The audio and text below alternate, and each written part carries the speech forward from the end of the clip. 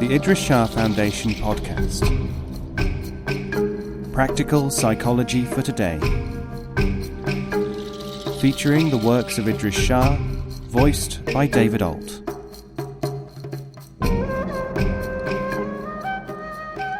Welcome to the Idries Shah Foundation podcast. In this edition of the podcast, we will hear more selections from Caravan of Dreams by Idries Shah. This audio has been made available by the Idries Shah Foundation.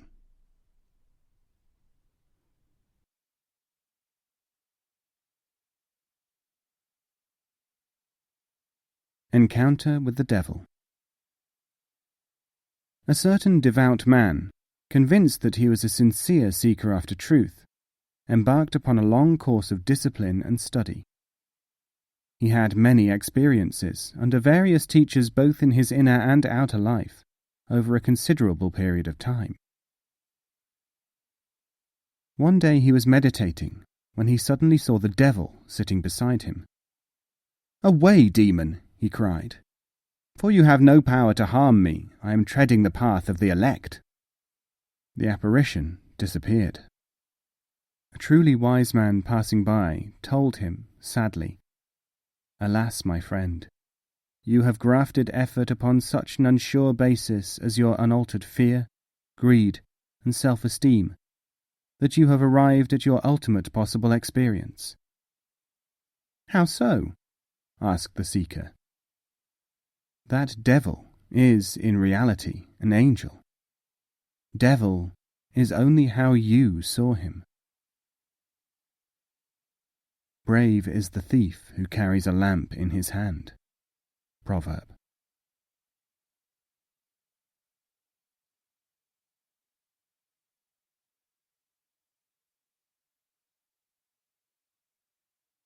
The Beard of the Dervish.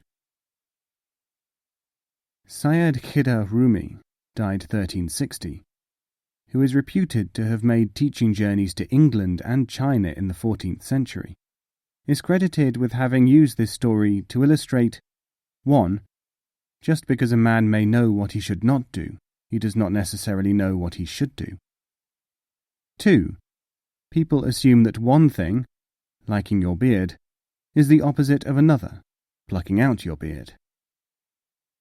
This version is from Attar's Parliament of the Birds, written in the 13th century.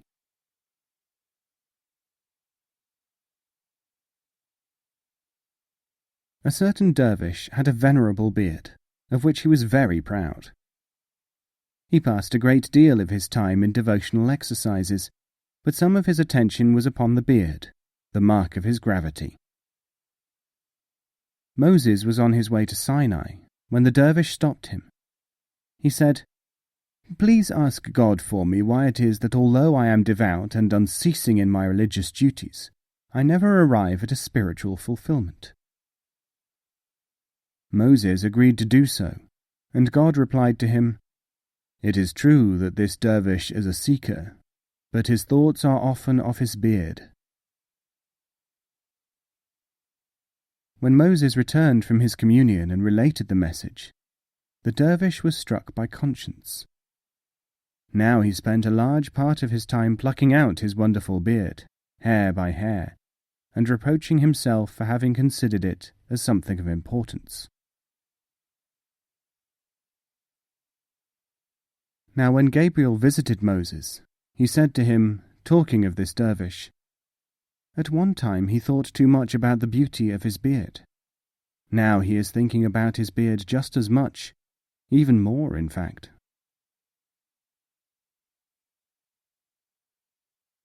The Ants and the Pen. This allegory, based upon an argument of Rumi's, Mathnavi 4, was used by the teacher Sa'd el-Din Jabravi, the founder of the Sa'di Sufi school. The intention in this version is to admit the usefulness of the scientific, ant method of investigation, while insisting that another kind of knowledge, literacy, not normally associated with man, must be acquired in order to make sense of life. Jabravi died in Damascus in 1335. His tales are still current, accompanied by the argument that allegory is essential to the human mind to envisage ideas which cannot be captured by any other method.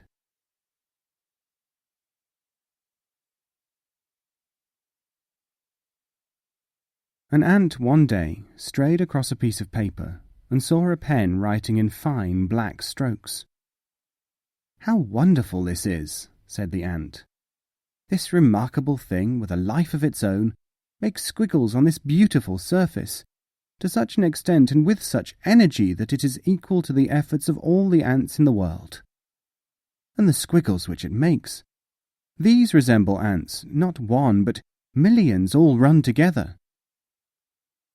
He repeated his ideas to another ant, who was equally interested. He praised the powers of observation and reflection of the first ant. But another ant said, "Profiting, it must be admitted, by your efforts, I have observed this strange object. But I have determined that it is not the master of this work. You fail to notice that this pen is attached to certain other objects which surround it and drive it on its way. These should be considered as the moving factor and given the credit." Thus were fingers discovered by the ants. But another ant, after a long time, climbed over the fingers and realized that they comprised a hand, which he thoroughly explored, after the manner of ants, by scrambling all over it. He returned to his fellows. "Ants," he cried, "I have news of importance for you. Those smaller objects are a part of a large one. It is this which gives motion to them." But then it was discovered that the hand was attached to an arm, and the arm to a body, and that there were two hands, and that there were feet which did no writing. The investigations continue. Of the mechanics of the writing, the ants have a fair idea.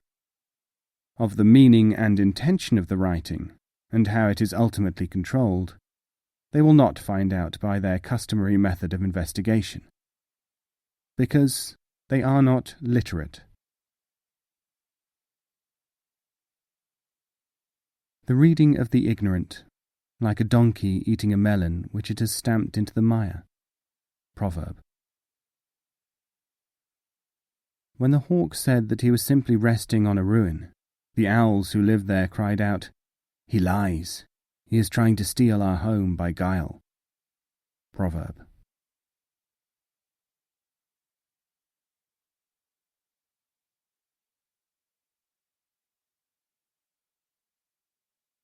Cheating Death. Once there was a man called Omar, who was a most wealthy merchant.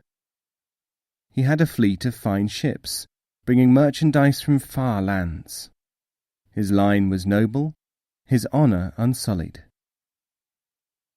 One day, his good fortune deserted him. News came that in a fierce storm all his ships had been wrecked, his sailors drowned to a man. "Allah have mercy upon me," cried Omar. "Surely this is the worst day of my life." But more was to come. Upon returning to his house, he found that it had been burned to the ground, his stocks of silks and jewels gone, his gold taken by thieves. The servants, unable to face him, had run away.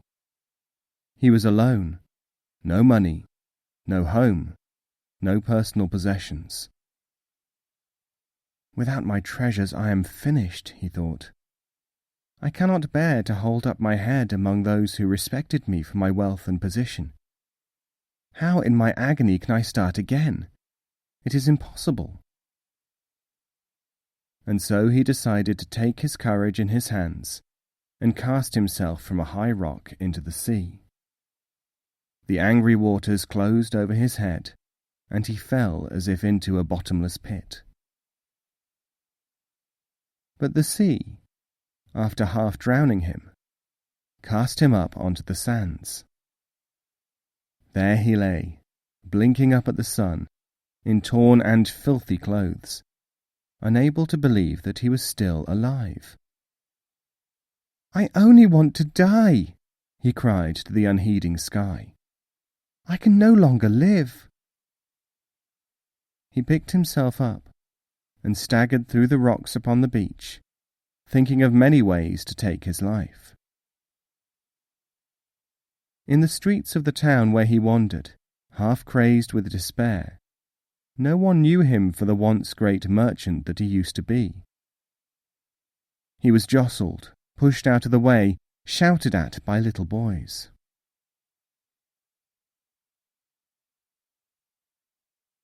Suddenly there was an outcry. "Death to all kings and rulers!" Omar heard the voice of a mad, ragged beggar who was brandishing a knife. He stopped to see what was happening. It was at the gate of the royal palace, where the captain of the guard lay dead, slain by the madman. The soldiers seemed powerless to stop the huge beggar, and Omar ran swiftly to help the king as the shining blade rose again in the insane beggar's hand.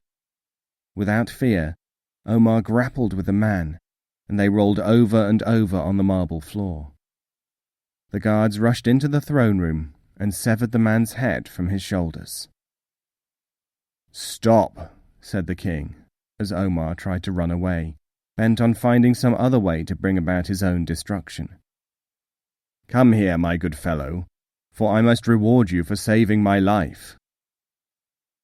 "Your Majesty," said Omar, "I wish for no reward.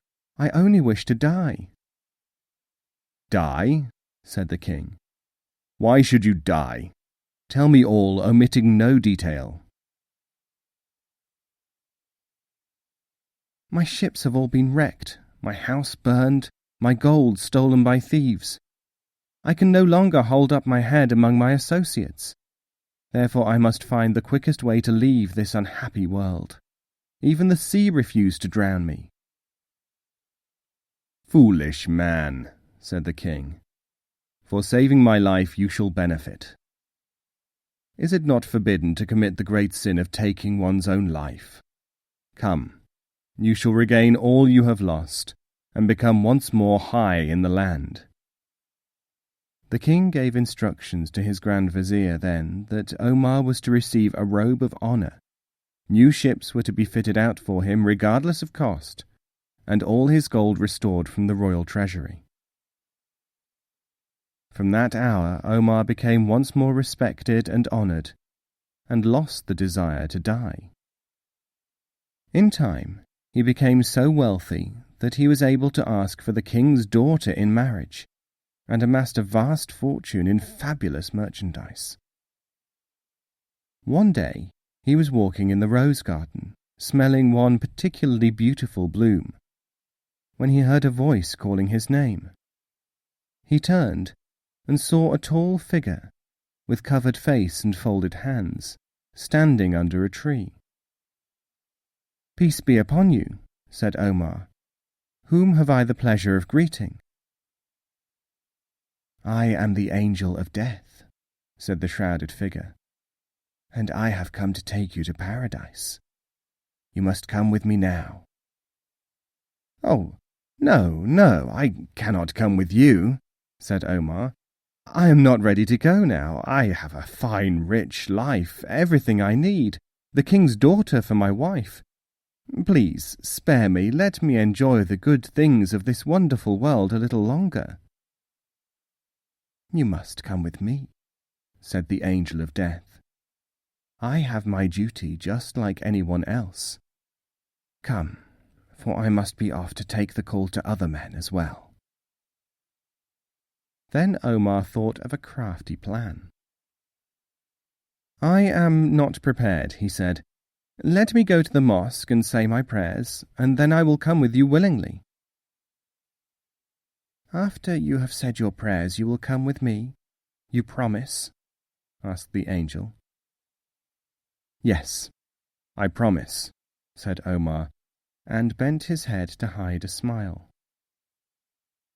The angel vanished, and Omar laughed aloud. And from that day, Omar never went near a mosque. Years passed, and Omar became more and more important. When his first grey hairs had come, he peered at himself in a looking-glass and thought, "How distinguished I have become! Surely I am the most important person in the land after my respected father-in-law the king." A servant entered at that moment to say that the king requested Omar's presence at court before the hour was gone. Omar hastened to listen to what the king had to say. "My dear Omar," said the monarch, "the religious teacher of the Turquoise Mosque has died, and I can think of no one more suitable than yourself to take his place. Come, let us go together, this being Friday, and you shall lead the prayer at midday." No, your Majesty," said Omar in anguish. I am not worthy. Please, choose someone else, anyone but me." "Your modesty does you credit," said the king, "but I am now even more decided that it shall be you. Let us hurry, for it is nearly 12. Attended by the courtiers, the king and Omar walked towards the Turquoise Mosque. Although the sun overhead was hot, Omar felt as if an icy hand clutched at his heart. His pride left him, and he knew that the angel of death was not far away. They reached the mosque, and Omar led the congregation in prayer. As the faithful bent their knees and rose and knelt again, Omar prayed more fervently to Allah than he had ever done before. He beseeched the Almighty to forgive his great sins in life and have compassion. After a few moments, the angel of death, with covered head and folded hands, appeared to Omar, unseen by the rest. "Come with me now," said the angel. "I have waited a long time for you, and this is your day of reckoning." All at once Omar felt a great peace within his heart. He inclined his head. "Very well," he said. "It is a great relief after all to see you at last. I will go with you. Paradise, after all, is the just reward for all true believers after this life on earth." "No, not so," said the angel. "I am not here to take you to paradise. I came before to do so, but you tricked me, remember, and now you are to be punished. You are to be sent to the lower regions, for you have had your paradise on earth." Before Omar could utter a cry, the angel of death embraced him in his chilly arms and bore him away, leaving upon the marble floor a lifeless figure, clad in a priceless robe, kneeling as if in prayer. A nut has a sweet kernel, a date has a useless stone. Proverb. No answer is in itself an answer. Proverb.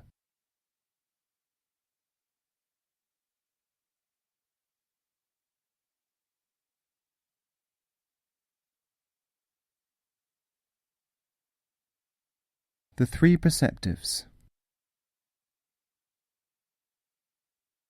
There were once 3 Sufis, so observant and experienced in life that they were known as the Three Perceptives. One day, during their travels, they encountered a camel man, who said, "Have you seen my camel? I have lost it." "Was it blind in one eye?" asked the first perceptive. "Yes," said the camel driver. "Has it one tooth missing in front?"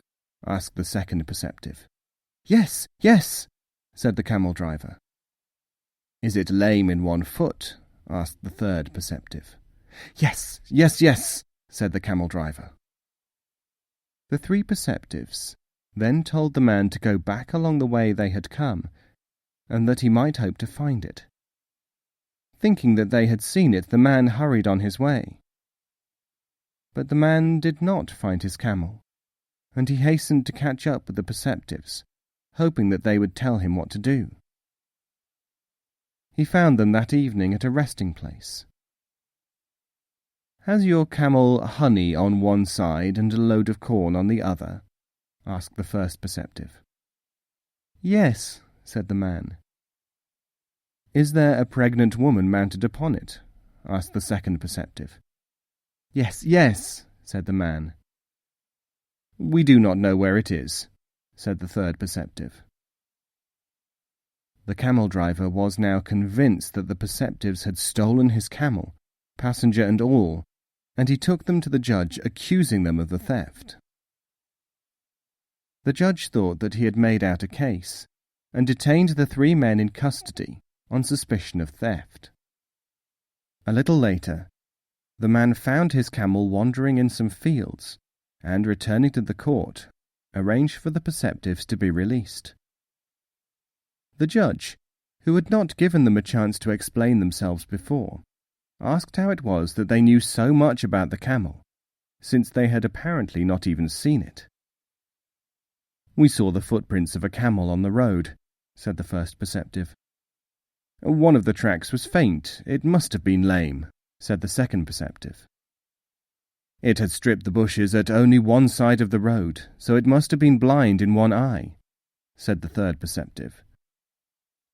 "The leaves were shredded, which indicated the loss of a tooth," continued the first perceptive. "Bees and ants on different sides of the road were swarming over something deposited. We saw that this was honey and corn," said the second perceptive. "We found long human hair where someone had stopped and dismounted. It was a woman's," said the third perceptive. "Where the person had sat down there were palm prints. We thought from the use of the hands that the woman was probably very pregnant and had to stand up in that way," said the first perceptive. "Why did you not apply for your side of the case to be heard so that you could explain yourselves?" asked the judge. "Because we reckoned that the camel driver would continue looking for his camel and might find it soon," said the first perceptive. "He would feel generous in releasing us through his discovery," said the second perceptive. "The curiosity of the judge would prompt an inquiry," said the third perceptive. "Discovering the truth by his own inquiries would be better for all than for us to claim that we had been impatiently handled," said the first perceptive. "It is our experience that it is generally better for people to arrive at truth through what they take to be their own volition," said the second perceptive. "It is time for us to move on, for there is work to be done," said the third perceptive. And the Sufi thinkers went on their way. They are still to be found at work on the highways of the earth.